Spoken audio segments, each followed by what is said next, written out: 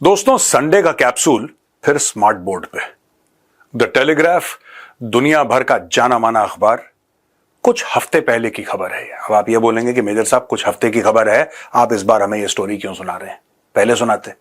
दोस्तों, ये जो खबर है ये छपी कुछ हफ्ते पहले, लेकिन ये करीब आप ये लगा लीजिए 30-35 साल से लगातार चलती चली आ रही है। और ये बहुत इंपॉर्टेंट खबर है।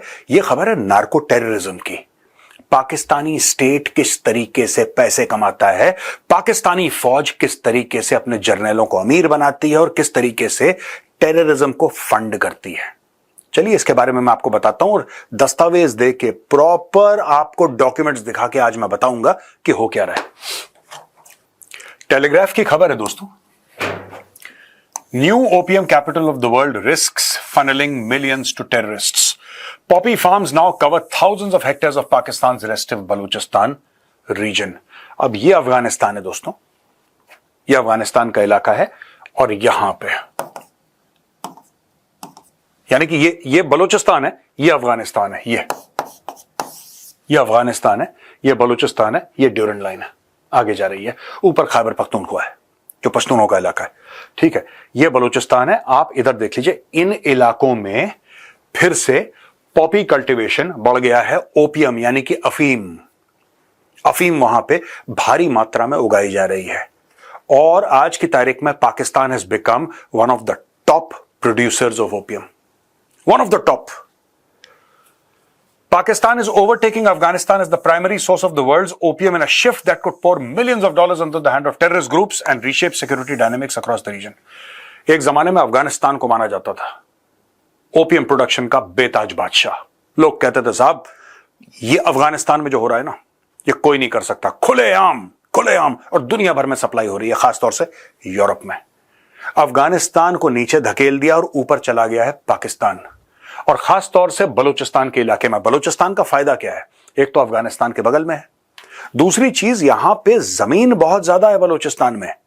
बलूचिस्तान दोस्तों लगभग 44% पाकिस्तान का जो इलाका है वो बलूचिस्तान है। 44%, लिटरली 44%, 44% पूरे पाकिस्तान का बलूचिस्तान है।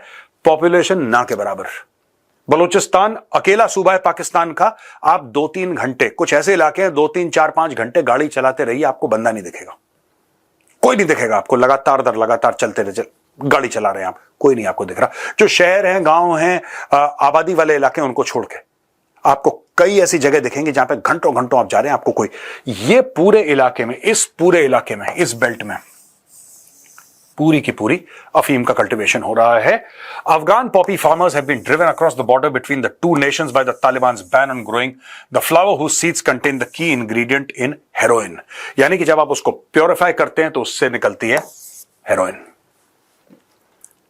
ये यहां पे क्यों शुरू हो गया? यहां पे इसलिए शुरू हो गया दोस्तों क्योंकि जब से कुछ साल पहले तालिबान पावर में आया था, तालिबान ने बोला कि यार ये गैर इस्लामी चीजें हैं, ये गैर इस्लामी हरकतें हैं, निकालो। तो जो अफगान फार्मर जो करते थे वहां पे, अफगानिस्तान में जब पॉपी उगता था तो अफगानी जाहिर सी बातें करते थे, तालिबान ने उनको लात मार दी। जब उनको लात मारी तो अपने साथ वो टेक्नोलॉजी लेकर आ गए, क्योंकि इसको उगाना और इससे वो जूस निकालना अफीम वाला, फिर उसको हेरोइन बनाना प्योरीफाई करके, ये खास टेक्नोलॉजी है जो ऐसा नहीं कि आम तौर पे एवरीबडी नोज अबाउट इट, ऐसा नहीं है। तो इसके भी एक्सपर्ट्स हैं, अफगानिस्तान में इसके एक्सपर्ट्स थे। तालिबान ने लात मारी, जब तालिबान ने लात मारी तो ये पहुंच गए ड्यूरन लाइन के इस पार। Satellite imagery shows proliferation of large poppy farms in Balochistan, a lawless province in southwest Pakistan that is home to militant groups including the Islamic State. The Afghan poppy crop in 2025 is likely to be far exceeded by Pakistan, said David Manfield, an expert on Afghanistan's opium trade who evaluated the US government's counter narcotics program. इसका यह कहना है कि Afghanistan top producer था heroin का, opium का, अफीम का, लेकिन उसको पछाड़ दिया पाकिस्तान ने। अब 2025 में पाकिस्तान बन गया top. The size of the poppy farms, many of which are more than 5 hectares and locations near built-up areas, suggest unrestrained cultivation that has not been seen in Afghanistan even at its peak years of opium production. जो पाकिस्तान में जिस तरीके से ये हो रहा है, वो जब अफगानिस्तान में पीक पे था तब भी नहीं था उतना, तब भी नहीं था। अगेन टेलीग्राफ ये कहता है दोस्तों कि Afghan farmers bought with them the technical expertise. वो मैं बता रहा था ना, सबके बस का नहीं है इसको उगाना। तो अफगान फार्मर्स जिनको तालिबान ने लात मार के निकाल दिया, तालिबान ने सिंपल सा बोला यार यहां पे शरिया नाफिज है और शरिया में शराब का, किसी भी नशे का कोई स्कोप नहीं है, इनको निकालो यहां से। तालिबान ने लात मार के निकाला, लात मार के निकाला। अब एंड में मैं आपको बताऊंगा विद प्रूफ कि ये हुआ कैसे बलूचिस्तान के अंदर। ये काम कुछ इलाके खैबर पख्तूनख्वा में भी हो रहा है, इट्स हैपनिंग देयर। लेकिन ये बलूचिस्तान में लाया कौन? ये किसके आम बलोच का तो कोई लेना देना नहीं है। हजारों साल से बिना ये सब काम करे आम बलोच जैसा भी जी रहा था। ये बलूचिस्तान में क्या हुआ है मैं आपको बताता हूं दोस्तों। Technical expertise needed to grow poppies in the desert landscape utilizing solar power to pump water out of deep wells. Profits from the drug business are likely to accrue to the armed groups that control the major trade and human smuggling routes that run through Balochistan. People talk about Balochistan as the new Afghanistan. Mr. Manfield told Telegraph it's unruly. There is a lot of different armed groups there.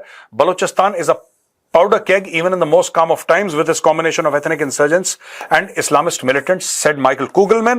It's a rough terrain security-wise and is also a sensitive area given the presence of Pakistani nuclear facilities and high-stakes Chinese investment projects. The drug trade can be destabilizing even in isolation, but when it's happening in a region rife with militancy, security risks will naturally soar. अब ये दो photographs हैं, ये तो कहानी चल रही है कि यहाँ पे आर्म्ड ग्रुप्स ले जाएंगे, इसका प्रॉफिट, किसको पैसा मिलेगा, किसका फायदा है।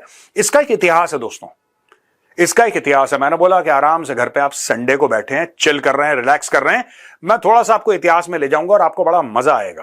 ठीक है, ये बलूचिस्तान, ये गुलिस्तान है। Gulistan is in Balochistan Pakistan. ये इलाके दिख रहे हैं आपको, जो दिख रहे हैं ना ग्रीन में और ये पर्पल में, यहां सब पॉपी कल्टीवेशन हो रहा है और सस्पेक्टेड पॉपी फील्ड्स हैं। लोरालाई पाकिस्तान, ये लोरालाई है, आप यहां पे देख सकते हैं। ये पॉपी, ये कहता है यहां पे गेहूं है, फिर यहां पे और जगह ये Poppy Poppy Poppy Poppy Poppy, पूरा ये सब, और हजारों एकड़ों में हो रहा है। ये ऐसा नहीं है कि छोटा सा एक 4-5-10 एकड़ का कोई फार्म है ना, हजारों एकड़, हजारों हेक्टेयर्स में ये हो रहा है। गजब का, मतलब at a extensive scale poppies being grown there, heroin वहां पे पैदा हो रही है। The Telegraph ही कहता है कि some 8,100 hectares of poppy farms have been discovered in surveys of just 2 small areas of Balochistan, a figure slightly higher than the 8,000 hectares found so far across 2/3 of Afghanistan's provinces. इसको ध्यान से आप पढ़िए और ध्यान से समझिए है क्या। ये कह रहा है कि 2 छोटे इलाके हैं बलूचिस्तान में, सिर्फ 2 छोटे इलाके जहां का सर्वे करा गया, वहां पे 8,100 हेक्टेयर, एकड़ नहीं, 8,100 हेक्टेयर में पॉपी कल्टीवेशन मिला। जब अफगानिस्तान में पीक पे पॉपी कल्टीवेशन था, जब अफगानिस्तान में 2/3 ऑफ अफगानिस्तान की प्रोविंसेस में जब ये अफीम और ये हेरोइन का धंधा चलता था, तब उनका सिर्फ 8,000 हेक्टेयर हुआ करता था पूरे अफगानिस्तान में। यहां पे बलूचिस्तान के 2 छोटे इलाकों में 8,100 यानी कि 100 हेक्टेयर ज्यादा हो चुका है। As much as 70% of agricultural land is given over to the crop in places according to the satellite imagery collected by Alcis geographic data company. यानी कि जो एग्रीकल्चरल लैंड था जहां पे गेहूं ये सब चीजें उगती थी खाने पीने की, उनको हटा के अब वहां पे पॉपी का कल्टीवेशन हो रहा है, अफीम उगाई जा रही है वहां पे। Poppy farmers in Balochistan say that they are already having to pay Pakistani militia to export the crop, referring to local police forces such as the frontier corps that have long been accused of corruption. अब ये कह रहे हैं कि अगर हमें इसको export करना है, बलूचिस्तान के जो फार्मर हैं जिनको अफगान, जिनको तालिबान ने निकाला था राइट अफगानिस्तान से, यहां पे कर रहे हैं, वो कह रहे हैं अगर हमें एक्सपोर्ट करना है, अगर हमें इसको विदेश भेजना है, तो हमें पुलिस फोर्स का सहारा लेना पड़ता है, local police force such as frontier corps. Frontier corps का हमें ये फ्रंटियर कोर से दोस्तों बहुत समय से, ये सिर्फ फ्रंटियर कोर की बात नहीं है, पाकिस्तानी आर्मी के ऊपर भी बड़े सॉलिड एक्यूजेशंस है। मैं आपको आगे प्रूफ दिखाऊंगा, सबूत दिखाऊंगा पाकिस्तानी फौज के ऊपर कि ये नारकोटिक्स से पैसा लेके ये अपनी जेब में डालते हैं और ये टेररिज्म फंड करते हैं, नार्को टेररिज्म। ये कोई नई चीज नहीं है, ये तो एक किसी ने बोल दिया, फ्रंटियर कोर का नाम ले लिया, ये फ्रंटियर कोर वाले बेचारे गरीब फंस गए। असल में Pakistani army is the head of the snake. मैं आगे चल के दिखाऊंगा आपको। The surge in poppy cultivation can be tracked to social media, which is awash with videos of large fields of the flower and the next stages in the production process. ये एक चीज है. अब आते हैं सीरियस बात पे. अभी तक ये मत सोचना मैंने नॉन सीरियस बात बताई है, लेकिन अब हम आते हैं फेज 2 पे कि ये चल क्या रहा है और इसका हिस्टोरिकल, जो आप कहते हैं ना हिस्टोरिकल हुक होता है ना किसी चीज का, कि भाई आज से तो नहीं शुरू, अचानक किसी ने सोशल मीडिया पे, ट्विटर, इंस्टाग्राम पे फोटो डाल दी कि देखो लहलाते खेत है यहां पे अफीम, ना, ये बहुत पहले की स्टोरी है. दोस्तों, Afghanistan used to produce the opium for 95% of heroin on the European market, but cultivation has fallen drastically since the Taliban outlawed the crop in 2022, the year after they ousted the US backed government in Kabul. Taxing the opium trade was a key source of finance for the group during its long running campaign of suicide bombing and terror attacks. The price of opium has fallen steadily since a brief surge following the introduction of the Taliban's ban. At its peak in the late 2023, a kilogram cost roughly $1,050. $1,050 का 1 kilo होता था opium. The price now hovers around 370, यानी कि demand and supply. Demand वही है, supply बढ़ गई है. With the decline partly down to the growth of the Pakistani market, mister Mansfield said. यानी कि पाकिस्तान ने इतना अफीम उगा लिया, इतना ज्यादा मार्केट में पाकिस्तानियों ने अफीम फेंक दिया है कि जो $1,050 का अफीम 1 किलो हुआ करता था, आज की तारीख में 370 पे आ गया. वो लिटरली इसका 1/3, 30% पे, 70% डिस्काउंट पे बिक रहा है. ये मान के चलो, क्योंकि इतना ज्यादा अफीम पाकिस्तानियों ने मार्केट में डाल दिया है. अब दोस्तों, ये कांग्रेशनल रिकॉर्ड है यूएस का, ठीक है. Pakistan involvement in narco terrorism. अब आप डेट इसकी देखिएगा ध्यान से. Monday October 3rd, 1994. मैंने बोला ना इसकी इतिहास में जाना पड़ेगा आपको, तो मैं आपको आज से 31 साल पहले ले चलता हूं कि आप भी क्लियर हो जाए, मैं भी क्लियर हो जाऊं. 31 साल पहले की बात है, 1994 की बात है. ये honourable Frank Pallone junior in the house of representatives. I rise to bring to the attention of my colleagues a report that appeared in the Washington Post of September 12th, 1994, which describes a disturbing link between narcotics and terrorism. The report from Karachi, Pakistan headlined "Heroin planned by top Pakistanis alleged." Quote, Pakistani former Prime Minister Nawaz Sharif saying that drug deals were to pay for covert operations. Brings to mind groups involved in the New York World Trade Center bombing. The report cites Pakistan Army Chief and the head of intelligence agency proposing to the then Prime Minister Sharif a detailed blueprint for selling heroin to pay for the country's covert military operations in the early 1991. ये नवाज शरीफ का official बयान है प्रधानमंत्री का, जिसमें वो कह रहा है कि आईएसआई का हेड और आर्मी चीफ पाकिस्तान का दोनों ने बोला कि सर ड्रग का बिजनेस करते हैं, इससे हम अपने कोवर्ट ऑपरेशंस या मिलिट्री ऑपरेशंस रन कर सकते हैं. ठीक है. The role played by Pakistan inter services intelligence agency in exporting terror to Kashmir and Punjab in neighbouring India was sufficiently well documented for the previous administration to place the country on the watch list of states sponsoring terrorism. Its removal from that list is justified neither by its past track record nor by its present performance. The State Department's most recent reports on global patterns of terrorism talks of credible reports in 1993 of official Pakistani support to Kashmiri militants who undertook attacks of terrorism in Indian-controlled Kashmir. Mr. Speaker, a country that produces 70 tons of heroin annually and accounts for significant part of the heroin consumed in the United States is a matter of concern under any circumstances. That a part of the same country's intelligence establishment can conceive blueprints to use profits from smuggling these drugs to support insurgency and export terror is a fact that we ignore at our peril. I am inserting the Washington Post article in the record and urge members who are concerned about drugs.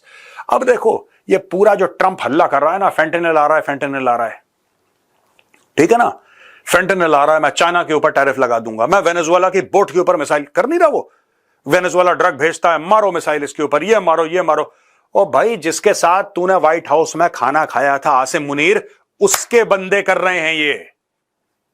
और Washington post कोई India का अखबार नहीं है कि ये बोलें कि हिंदू साजिश कर रहे हैं. ये अमेरिकन न्यूज़पेपर है. आगे चलो, मैं आपको आगे दिखाता हूं. अब ये देखिए, Pakistan's army chief and head of its intelligence agency proposed a detailed blueprint for selling heroin to pay for the country's covert military operations in early 1991. According to former Prime Minister Nawaz Sharif, in an interview, Sharif claimed that 3 months after his election as Prime Minister in November 1990, General Aslam Beg, then Army Chief of Staff, and General Asad Durrani, then head of the military's inter-services intelligence, told him the armed forces needed more money for covert foreign operations and wanted to raise it through large-scale drug deals. General Durrani told me, we have a blueprint ready for your approval, said Sharif, who lost to Benazir Bhutto in elections last October and now leader of the opposition in parliament. I was totally flabbergasted, Sharif said, adding that he called Beg a few days later to order the army official not to launch the drug trafficking plan. अब Aslam bag जो retire हो गए वो कह रहा है कि भाई हमें तो इसके बारे में कुछ पता ही नहीं है, we don't know anything like that. ठीक है ना, हमें इसके बारे में कुछ पता नहीं है और हमने तो ऐसा कुछ नहीं करा। जाहिर सी बात है, जो आदमी चोरी करता है कभी नहीं मानता कि उसने चोरी करी है।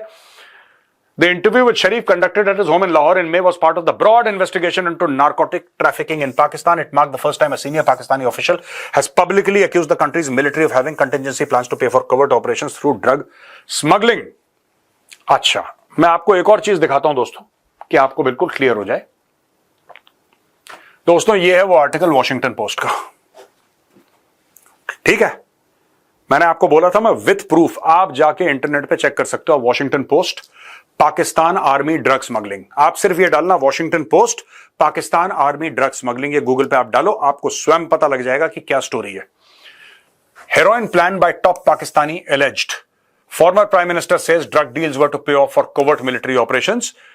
Pakistan Army chief and the head of its intelligence agency proposed a detailed blueprint for selling heroin to pay for the country's covert military operations in early 1991, according to former Prime Minister Nawaz Sharif. In a scathing report 2 years ago, a consultant hired by the CIA warned that drug corruption had permeated virtually all segments of Pakistani society and that drug kingpins were closely connected to the country's key institutions of power, including the president and military intelligence agencies. ठीक है जी, ये Washington post है, one of the most famous and credible newspapers on earth. ये उसकी report है। अब पाकिस्तानी बोलेंगे कि हिंदुओं ने साजिश कर ली है और ऐसा तो कुछ नहीं है, तो भैया जो साजिश नहीं कर रहा, आप लोग नहीं कर रहे साजिश, तो आप जाके इंटरनेट पे खुद देख लो, खुद टाइप करके देख लो कि आपकी फौज it is basically a drug peddling organisation. ठीक है, ये एक माफिया है पाकिस्तानी आर्मी और ये माफिया ये काम करता है। अब दोस्तों, मैं आपको इतिहास में क्यों ले गया? मैं इतिहास में इसलिए ले गया क्योंकि आपको मैं बताना चाहता था ये करते कैसे हैं ये सब। ठीक है, ये तालिबान ने लात मारी, इतना तो आपको क्लियर है। 3-4 साल पहले जब भी तालिबान आए पावर में, उन्होंने लात मारी। ये जितने भी ड्रग पेडलर्स थे, जितने भी ड्रग स्मगलर्स और फार्मर्स थे जो ड्रग्स उगाते थे, उनको लात मार के निकाल दिया, पाकिस्तान भाग गए। वहां पे इनकी आर्मी ने रिसीव करा कि आओ जी आओ, आप ही का तो देखो आईटी वैक्सीन ये सब पाकिस्तान में नहीं होता, हार्डवेयर सॉफ्टवेयर, वहां पे अफीम चरस गांजा ये सब होता है। तो उन्होंने बोला आ जाओ, बलोचिस्तान में जमीनें दे दी। ठीक है, अब बलोचिस्तान है बहुत गरीब इलाका है, बहुत गरीब इलाका है, वहां पे लोकल बलोच फार्मर्स को पकड़ा धमका। ये सारा का सारा किसके आशीर्वाद से हो रहा है? आपको क्या लगता है? अगर रिपोर्ट ये कह रही है, अगर टेलीग्राफ की रिपोर्ट मैंने पहले शुरू करा था, टेलीग्राफ की रिपोर्ट से, अगर टेलीग्राफ की रिपोर्ट ये कह रही है कि 8,100 हेक्टेयर, नॉट एकड़, 8,100 हेक्टेयर की आज की तारीख में सिर्फ 2 छोटे इलाकों में बलूचिस्तान, जहां पे इन्होंने चेक करा है, सिर्फ 2 छोटे, पूरे बलूचिस्तान की बात ही नहीं कर रहा, वो पूरे बलूचिस्तान की बात नहीं कर रहा, 2 छोटे इलाकों के अंदर जो सैटेलाइट इमेजेस मिली हैं, अकॉर्डिंग टू दैट वहां पे पॉपी कल्टीवेशन हो रहा है। आपको क्या लगता है, ये जो वॉशिंगटन पोस्ट की आपने रिपोर्ट देखी और वहां पे यूएस कांग्रेस की आपने रिपोर्ट देखी जो मैंने आपको दिखाई थी, आपको क्या लगता है कि कौन करवा रहा है?